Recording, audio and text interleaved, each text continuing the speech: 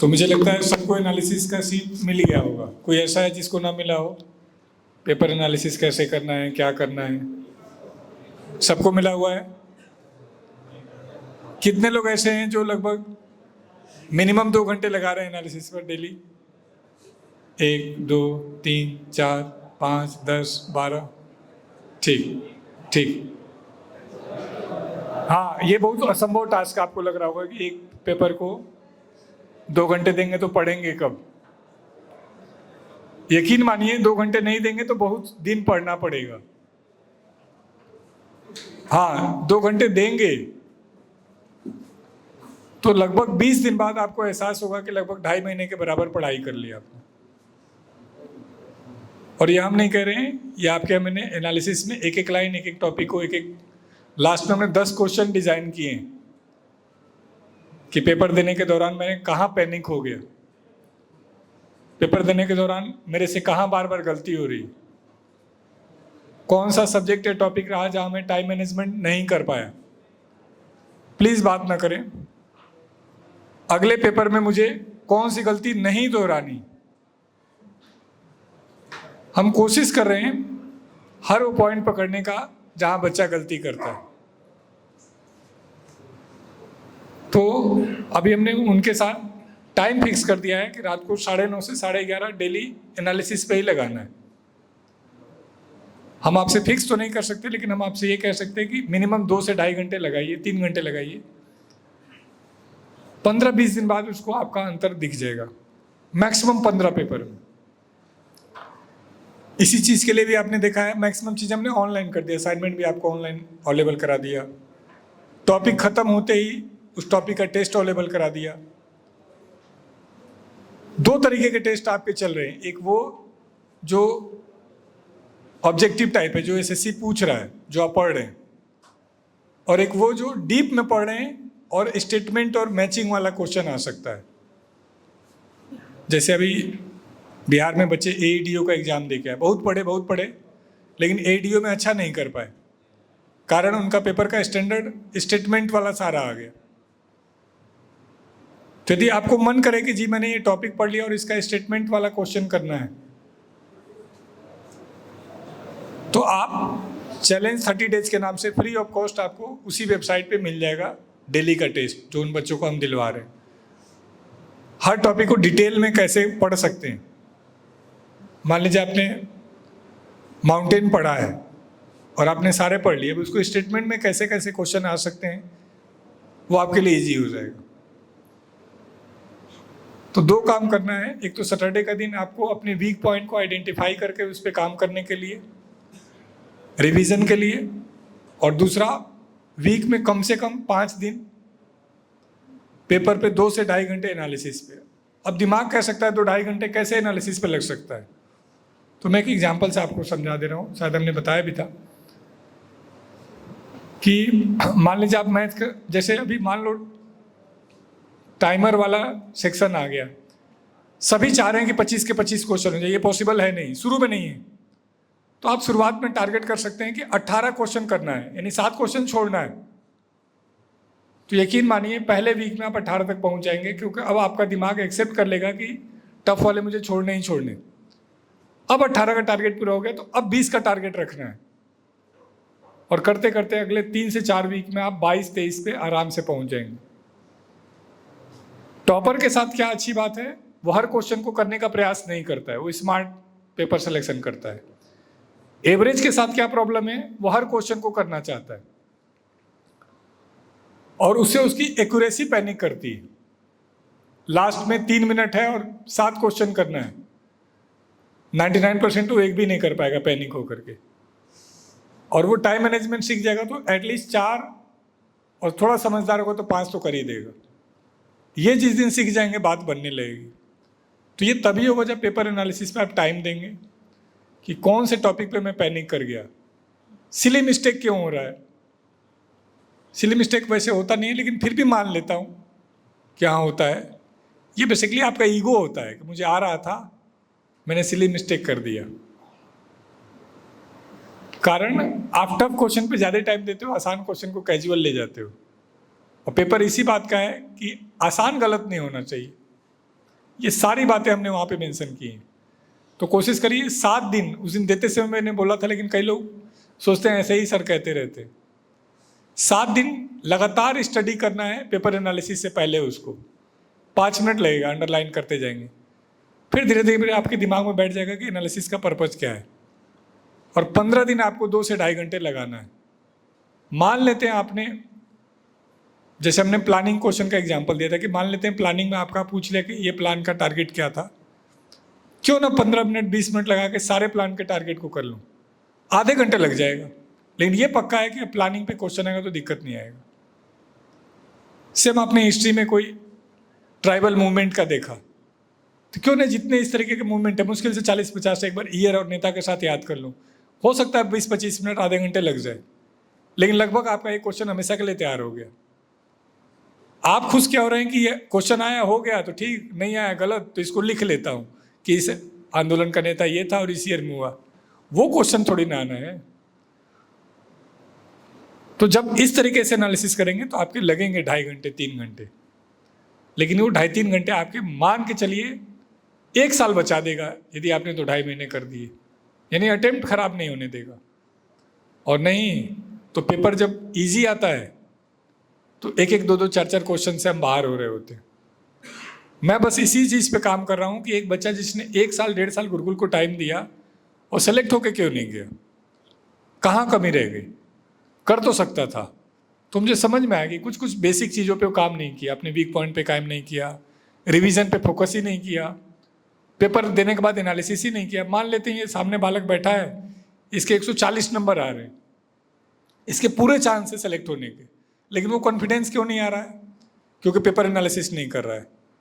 Paper analysis करते ही 160 पे पहुंचने लगेगा, और ये गारंटी के साथ 145 नहीं आएगा, 55 आ सकता है, 75 आ सकता है, क्योंकि एनालिसिस में वो सीख रहा है और व्यापक स्टडी कर रहा है। तो अभी 2 चीज़ मैं आपको टारगेट दे रहा हूँ, एक तो रिवीजन और दूसरा एनालिसिस। मैंने रिवीजन के लिए उसमें 1 पेज का लिखा भी है लास्ट में। मैं रिवीजन पे भी अगले 10-12 पेज का दूंगा मैटर, कि रिवीजन क्यों जरूरी है, एक एक वर्ड जो आपके दिमाग में छपे। तो हम आपसे उम्मीद कर रहे हैं कि एनालिसिस पे काम करेंगे और रिवीजन और वीक पॉइंट पर। इसके लिए हमने एक प्रयास भी किया था, हर सैटरडे आपको 9 घंटे के लिए कॉल करने के लिए कि आइए 9 घंटे बैठेंगे, और उस 9 घंटे में कोई असाइनमेंट नहीं, सिर्फ वही टेस्ट जो आपका टारगेट है, आप उसमें अपना रिवीजन करेंगे और अपने वीक पॉइंट को आइडेंटिफाई करेंगे।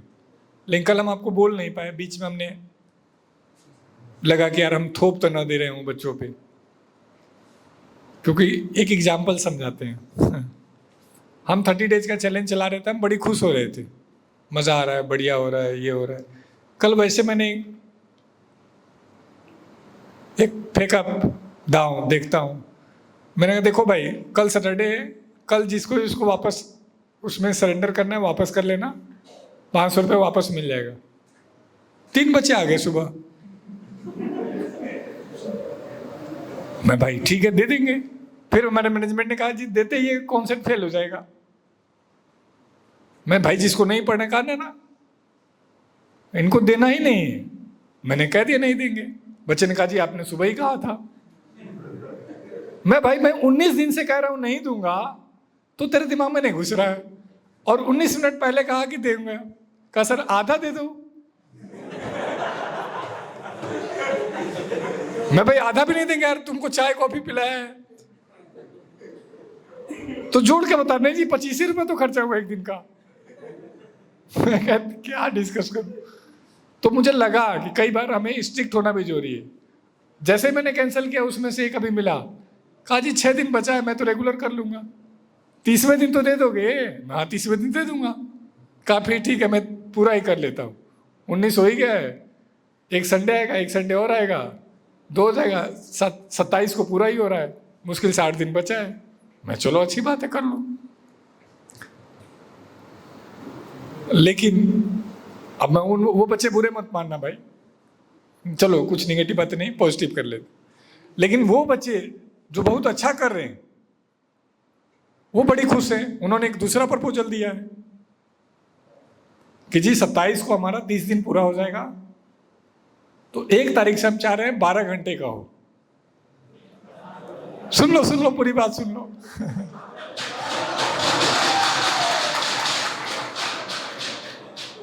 मैं कहा भाई 27 को तो हम दे देंगे 500 रुपये वापस, जिसको 12 घंटे का करना हो उसको वापस 500 रुपये जमा करना है। मोर देन 70% के जी हम रेडी हैं। तो मैंने बोला ऐसा क्या फायदा हो रहा है? तो अभी शायद आपका मॉडर्न हिस्ट्री चल रहा है और आपको उतना कॉन्फिडेंस नहीं हुआ होगा एंशिएंट और मिडिवल में जितना उनको हिस्ट्री और ज्योग्राफी दोनों में हो चुका है। उनको ज्योग्राफी में लगभग 3 दिन रिवीजन का मिल गया, थर्सडे फ्राइडे सैटरडे, और ज्योग्राफी खत्म हो चुका है। हिस्ट्री में भी लगभग उनको टाइम मिल गया था लगभग 3 दिन। तो ये फायदा है, लेकिन ये चॉइस किसका है? मेरा और आपका, कि जी मैं सख्ती के साथ बैठने के लिए तैयार हूं। क्यों? अभी लाइब्रेरी में सीट पे बैठा हूं तो कई बार कंफर्ट भी हो जा रहा हूं, ब्रेक में जा रहा हूं तो ना चाहते हुए ब्रेक कर रहा हूं, अपने दोस्त से बात कर ही रहा हूं। 12:30 मेस का टाइम है तो लिख दिया इन्होंने गलती से 12:15, तो लोगों ने कहा जी मेरा अधिकार है, 12:15 में तो मुझे भूख लग जाता है। वहां हमने कहा ना ऑप्शन ही नहीं है, तो कह रहा ठीक है जी मैं उस समय चला जाऊंगा। तो मैं वेट कर रहा हूं कि थोड़ा और अच्छा कर लें तो 12 घंटे का भी चलाएंगे। आप में से कुछ लोग की वेटिंग चल रही थी, लगभग 17-18 हैं। उसमें वो 18 लोग अपना आज आके पांडे जी सर से कंफर्म कर लेंगे, हम उसको कंटिन्यू करेंगे। जस्ट मेरे ऑफिस के सामने जो डिस्कशन रूम है उसमें कल 99% हम एसी लगा देंगे, कुछ बेंच बढ़ा देंगे और वहाँ पे हम शुरू करेंगे 9 घंटे वाला, और जो ऑफिस में चल रहा है उसको हम 12 घंटे में कन्वर्ट कर देंगे। तो मंडे से शुरू हो जाएगा। यदि आप में से किसी को लगता है 500 रुपये पहले दिन लेंगे, रिफंड नहीं है, कोई ऑफ नहीं है, संडे ऑफ है, कोई छुट्टी नहीं है, सिर्फ एग्जाम का एडमिट कार्ड की कंडीशन में छुट्टी मिलेगा, कोई शादी विवाह कोई ड्रामा नहीं चलेगा। जो मैं गुरुकुल शुरू कर रहा था, जो सोच रहा था, वो लगभग मैं यहाँ कर पा रहा हूँ। शुरू में ये सर था कि हम छुट्टी नहीं देंगे, हम डिसाइड करेंगे आपको छुट्टी पे जाना है नहीं जाना है, लेकिन धीरे धीरे मम्मी ने कहा जी जब हम बुला रहे हैं तो आपको क्या दिक्कत है? क्या आपको नहीं लगता कि हमें ज़्यादा रिजल्ट की जरूरत है? मैं जी बिल्कुल आपको ठीक लगता है। कब आएगा? 2-3 दिन तो मिनिमम लगेगा, 4-5 दिन भी लग सकता है। मैंने फिर भी एक डेट तो दीजिए, 7 दिन लिख दीजिए, 7 दिन। ये मम्मी का स्टेटमेंट है। मैं मैडम ज़्यादा नहीं हो जाएगा? सर फीस तो मिल गई ना आपको। मैं अच्छी बात है भाई, हम कौन सा फीस या अपने प्रॉफिट के लिए कर रहे हैं। हम तो चाह रहे हैं कि जब 1 साल बाद आए तो कंधे पे 3 स्टार लगा के आए, जब आप पूरे रिश्तेदारी में बता पाए। कौन माँ प्यार नहीं करती? सभी करते हैं, लेकिन जब सम्मान के साथ वो प्यार हो तो वो बेहतर है। तो हम उस चीज़ के लिए एफर्ट कर रहे थे। ये पढ़ना चाहता है, लेकिन दिक्कत क्या है, कुर्सी पे कंफर्ट हो जा रहा है। अब हमने कहा कुर्सी ही नहीं देंगे, तो अभी पीछे जा रहा तो गिर जा रहा है, तो मजबूरी में नीचे ही देख रहा है। तो ठीक है, ये एवरेज लोगों के लिए, जो इंटेलिजेंट मानते हैं उनको ज़रूरत नहीं है, वो तो ऐसे एक बार कर रहे हैं, लो भाई पूछ लो, उनकी दिक्कत नहीं। हमारे जैसे वालों को प्रेशर चाहिए, डर होना चाहिए कि भाई थोड़ा प्रेशर है तो जाके सिस्टम ठीक रहेगा। तो अभी उनसे जो हमने सीखा है, एक तो एनालिसिस और दूसरा वीक पॉइंट को आइडेंटिफाई करके पूरे वीक काम करना। इसके लिए मेंटर्स भी आ रहे हैं, सेलेक्टेड बच्चे भी रह रहे हैं, हम लोग भी रह रहे हैं। मेंटरशिप करते रहिए। अदरवाइज आज मैंने एक नोटिस देखा, हो सकता है बैठा भी हो, वो बढ़िया बालक, लेकिन जब वो आया था टेस्ट में उसके नंबर नहीं आ रहे थे, तो मैंने एडमिशन से मना कर दिया था। उनके फादर थे, बड़ी रिक्वेस्ट किए, और लगभग 3 महीने हुआ है। मुझे नहीं लगता कि अभी उसका स्टैंडर्ड वो हुआ होगा जो यहाँ आने के लिए वो लेवल होना चाहिए। तो मैं अपने पे अफसोस कर रहा था कि काश मैं इसको एडमिशन नहीं दिया होता तो इसका 3 महीने का फीस नहीं हमारे हिस्से में आता, और शायद ये और अच्छा एफर्ट करता। फिर मैंने रीजन पढ़ा कि रीजन क्या लिखा है, तो पर्सनल रीजन। स्टूडेंट का पर्सनल रीजन नहीं हो सकता, बता सकता है जिसके साथ हम 3-4 महीने रहे। तो हम उस चीज के लिए भी तत्पर हैं कि हमारा बच्चा जब तक रहे ईमानदारी से एफर्ट करे। जब 4 साल 5 साल 10 साल बाद हम कहीं मिले तो आपके जीवन में ये रहे कि यार मैं वहाँ अपने जीवन का सबसे बेस्ट टाइम व्यतीत किया हूँ, खूब मन से पढ़ा हूँ, खूब बेहतर किया हूँ। तो वो तभी पॉसिबल है जब आप सुबह आए, उठ के टारगेट देखें। वो तभी पॉसिबल है जब आप डिसाइड करें कि आज शाम को हिस्ट्री का मेडवल इंडिया का टेस्ट है, इस बहाने मुझे पूरा सिलेबस रिवीजन करना है। इस वीक इंग्लिश का पैसेज था, तो क्या एडिक्विटी के आए हुए सारे पैसेज मैंने कर लिए?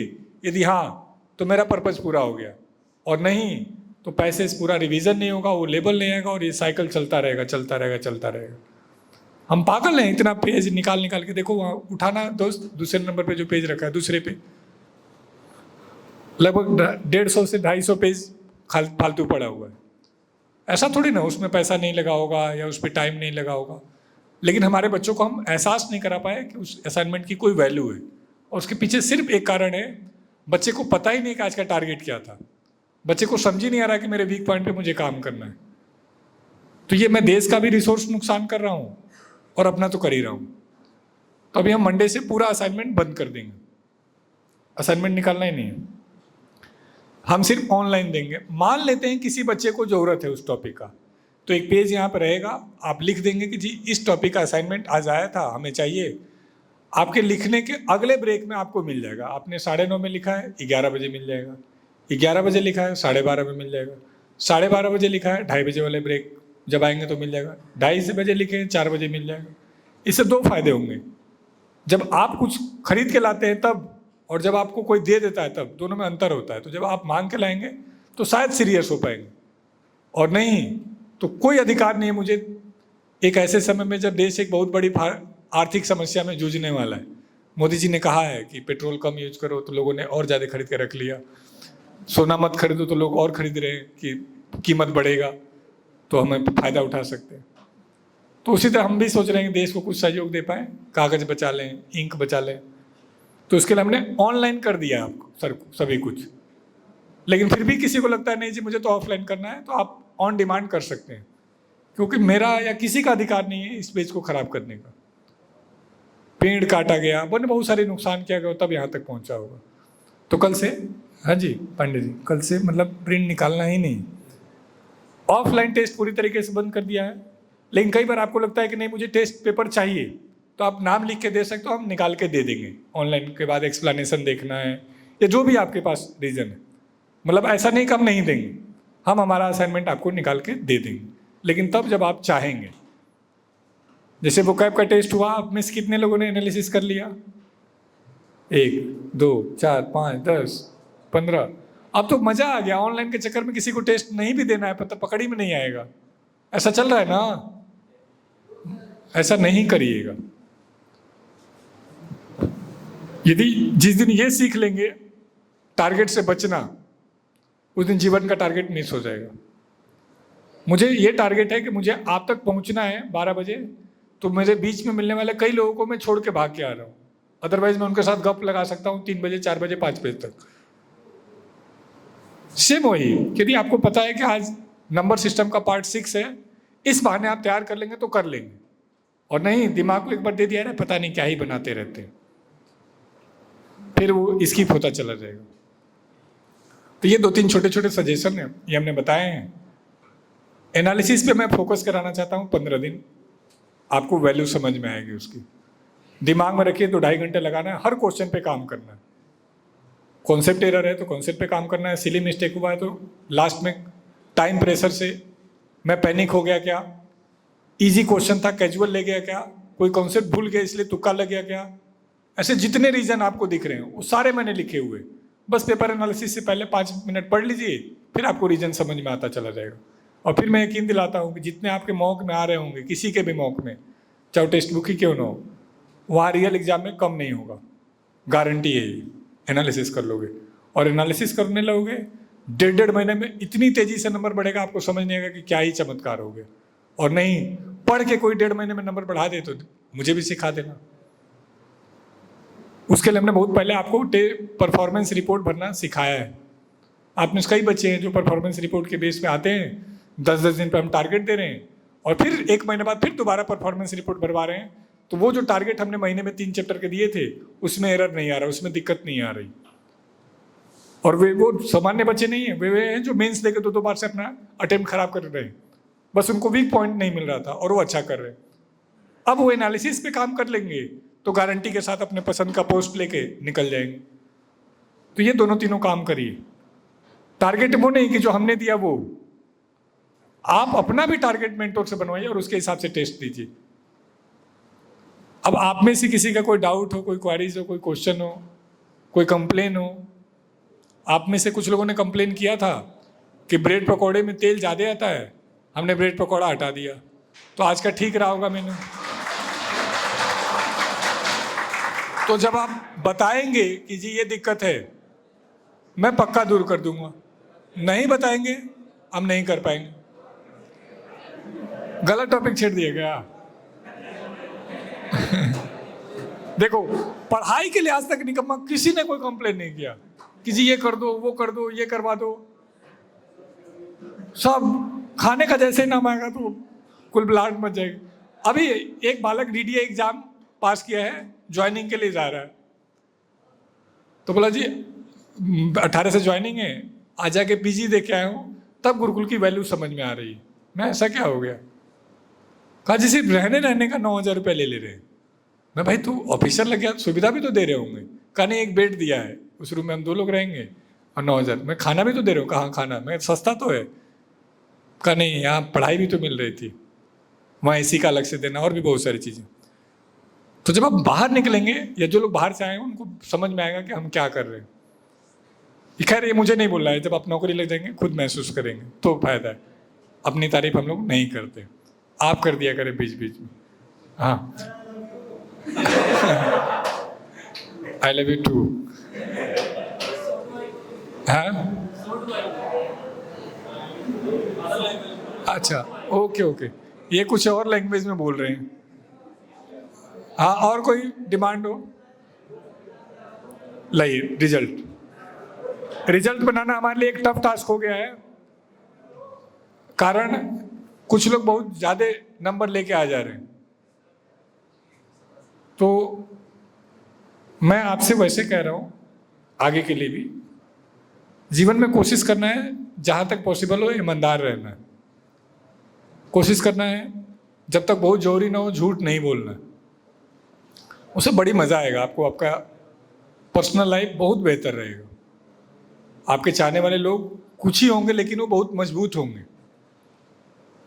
और जब आप फ्रॉड, झूठ ये सब करने लगेंगे तो हो सकता है आपको बहुत मिल जाए, बहुत कुछ। लेकिन जब आप लोग ढूंढ रहे होंगे तो आपके पास लोग नहीं मिलेंगे। जब आप अपने लिए जस्टिस ढूंढ रहे होंगे तो नहीं मिलेगा। मैं एक एग्जांपल से बताता हूँ। अभी आपने देखा नए नए बच्चे लगे, जिसके प्लेटफॉर्म पे गए उस प्लेटफॉर्म की तारीफ मारी, थोड़े थोड़े गिफ्ट लिए, किसी को 2,000 का मिला हो, किसी को कुछ। अच्छी बात है, जाना चाहिए, तारीफ करनी चाहिए, वीडियो में आना चाहिए, रील में बनना चाहिए। लेकिन सोच के देखो, वही बच्चे अगले 10 साल 15 साल बाद बड़े बड़े ऑफिसर बनेंगे, वही देश संभालेंगे। वो आप भी हैं। उनकी पॉलिसी से हमारा आपका परिवार का भविष्य निर्धारित हो रहा होगा। उनकी पॉलिसी से हम और आप सुरक्षा की भावना महसूस कर रहे होंगे, नहीं कर रहे होंगे, पता नहीं। तो मुझे नहीं लगता हम एक सिक्योर सोसाइटी दे पाएंगे। तो यदि हम छोटे से लालच के लिए बेईमानी कर लें, पर्पस जीरो हो जाएगा गुरुकुल का और आपका, मेरा, सबका।